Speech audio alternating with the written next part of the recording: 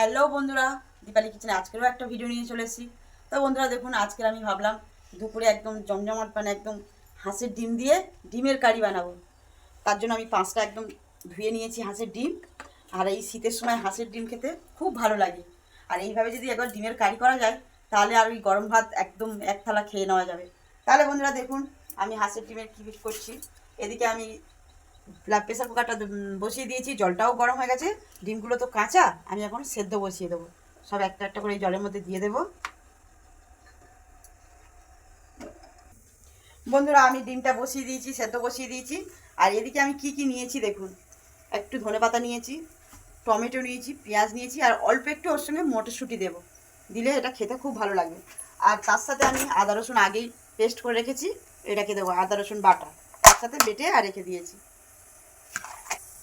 তাহলে বন্ধুরা আমি এখন এগুলো কেটে কেটে গুছিয়ে নিই। আপনারা কিন্তু ভিডিওটা প্রথম থেকে শেষ পর্যন্ত দেখতে থাকুন, কিভাবে হাঁসের ডিমের কারি বানায়। বন্ধুরা দেখুন, আমি পেঁয়াজগুলো আর টমেটোগুলো কেটে নিয়েছি। এবার এগুলো একসাথে আমি মিক্সি করে নেব। এই মিক্সির মধ্যে দিয়ে দিচ্ছি।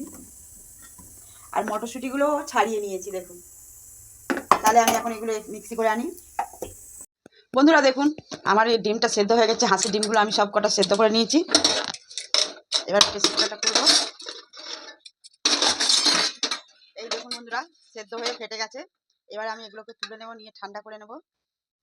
বন্ধুরা দেখুন, আমি ডিমগুলো একদম ছাড়িয়ে নিয়েছি।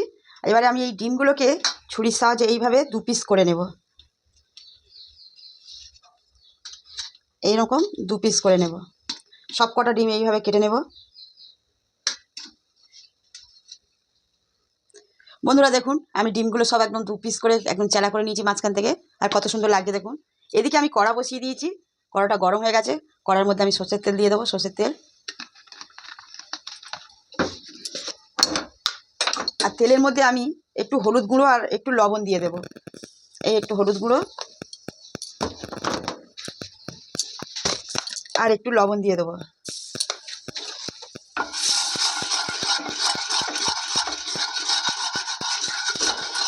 তেলটা গরম হয়ে গেছে, ধোঁয়া হচ্ছে। এবার আমি এই একটা একটা করে ডিম এইভাবে নিয়ে এইভাবে তেলের মধ্যে দিয়ে দেবো, একটা একটা করে বসিয়ে দেবো।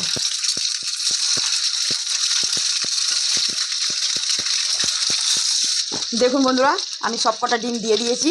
আমি এর মধ্যে হলুদ আর লবণটা মাখাবো না বলে, যার জন্য আমি তেলের মধ্যে হলুদ আর লবণটা দিয়ে দিলাম। বন্ধুরা দেখুন, ডিমগুলো আমার এক পিঠ করে ভাজা হয়ে গেছে। আমি এইভাবে আস্ত করে এইভাবে উল্টে দেবো, না তো ওটা ভেঙে যেতে পারে বা কুসুমটা বেরিয়ে যেতে পারে। এই যে লাল লাল হয়ে গেছে, আমি এইভাবে তুলে দেবো, একটা একটা করে উল্টে এপিঠ ভাজা করে নেব। সব কটা দেখুন কি সুন্দর লাল লাল মতন ভাজা হয়েছে।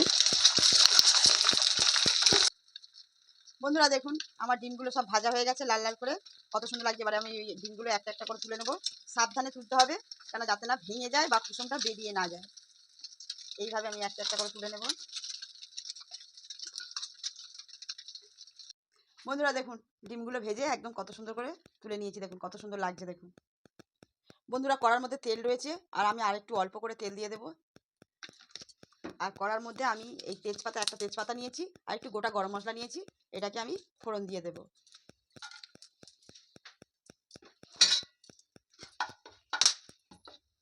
আদা রসুন বাটাটা রয়েছে, আদা রসুন বাটাটা দিয়ে দেবো তেলের মধ্যে। আগে আমি আদা রসুন বাটাটা দিলাম কেন, কাঁচা গন্ধ থাকে তো, তার জন্য ভালো লাগে না, যার জন্য আগে দিয়ে এটা ভেজে নিচ্ছি। আদা রসুনটা হালকা করে ভাজা হয়ে গেছে। আর টমেটো আর পেঁয়াজটাকে আমি যে গ্রেট করে রেখেছিলাম, সেটাকে আমি এখন তেলের মধ্যে দিয়ে দেবো।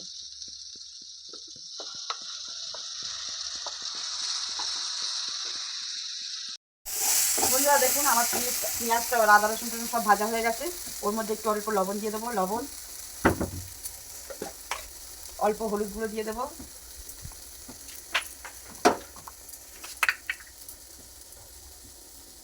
অল্প লঙ্কার গুঁড়ো দিয়ে দেবো। আর কালার আসার জন্য একটু কাশ্মীরি লঙ্কার গুঁড়ো দিয়ে দেবো।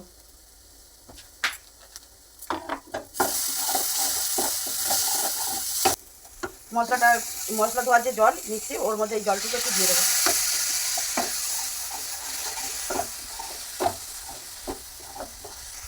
বন্ধুরা দেখুন, মটরশুঁটিটাকে ছাড়িয়ে দিয়ে রেখেছিলাম, এটাকে ওর মধ্যে দিয়ে দেবো।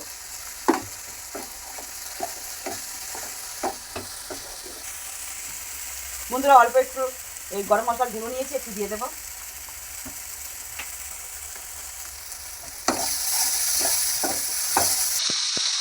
অল্প একটু ধনেপাতা কুচিয়ে নিয়েছি, এটাকে দিয়ে দেবো। বন্ধুরা দেখুন মশলার পাকটা কত সুন্দর হয়েছে দেখুন, আর কত সুন্দর লাগছে দেখুন। আর ওর মধ্যে মটরশুঁটিটা দেওয়া রয়েছে, তার জন্য আরও খুব সুন্দর দেখতে লাগবে। এবারে আমি মশলার মধ্যে যেহেতু পাকটা রেডি হয়ে গেছে, অল্প একটু জল দিয়ে দেবো। বন্ধুরা দেখুন মশলাটা ফুটে গেছে, একদম ফুটছে দেখুন। এবারে আমি যে ভাজা ডিমগুলো আস্তে আস্তে সব দিয়ে দেবো, যাতে না বেশি নাড়াচাড়া করা যাবে না, তাহলে ভেঙে যেতে পারে। এইভাবে আস্তে আস্তে দিয়ে দেবো।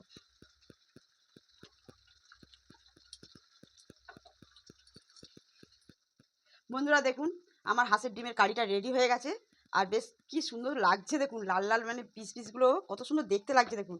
আমি এবারে গ্যাসটাকে অফ করে দেব। বন্ধুরা আমি এখন এই ডিমের কারিটা নামিয়ে নিচ্ছি। এই দেখুন বন্ধুরা দেখুন আমি ডিমের কারিটাকে নামিয়ে নিয়েছি, আর অল্প একটু ধনেপাতা নিয়েছি, এটা দেখতে সুন্দর লাগবে বলে আমি এই ওপর থেকে একটু ছড়িয়ে দেবো। তাহলে বন্ধুরা দেখুন হাঁসের ডিমের কারিটা একদম রেডি, আর কত সুন্দর লাগছে দেখুন। ওপরে ধনেপাতাটা দিয়েছি, আরও খুব সুন্দর দেখতে লাগছে। তাহলে বন্ধুরা আপনারা বলবেন যে ভিডিওটা কেমন লেগেছে, হাঁসের ডিমের কারির ভিডিওটা কেমন লেগেছে, অবশ্যই আমাকে কমেন্ট করে জানাবেন। আর যদি ভিডিওটা ভালো লেগে থাকে তাহলে আমাকে লাইক, কমেন্ট, শেয়ার এবং সাবস্ক্রাইব করে আমার পাশে থাকবেন। ধন্যবাদ।